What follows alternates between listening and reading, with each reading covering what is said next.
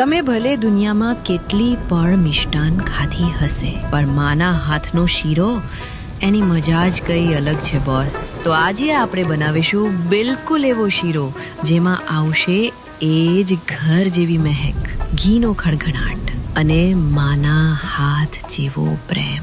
ઘરમાં જે વસ્તુઓ છે એમાંથી જ સાદો, શુદ્ધ અને સ્વાદિષ્ટ શીરો. સૌથી પહેલા તો આપણે ઘી ગરમ કરીશું. આ વરસાદના મોસમમાં તો ઘીની મહેક જ કાંઈ ઓર જ હોય છે. ઘી થોડું ગરમ થાય એટલે આપણે એમાં નાખીશું સિંગોડાનો લોટ. હું તો કેટલાય વર્ષોથી ધનહરનો જ લોટ વાપરું છું, કારણ કે એના દરેક મસાલામાં એક શુદ્ધતાનો સ્વાદ છે. હવે લોટને ઘીમાં ધીમે ધીમે ભેળવીશું.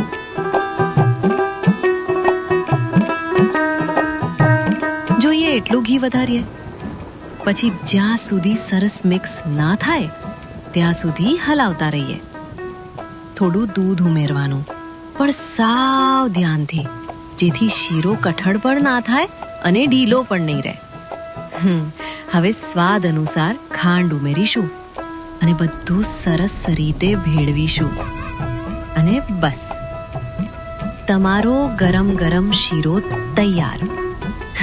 તમે પણ આ વરસાદની મોસમમાં એકવાર સિંગોડાના લોટનો શીરો જરૂર બનાવજો.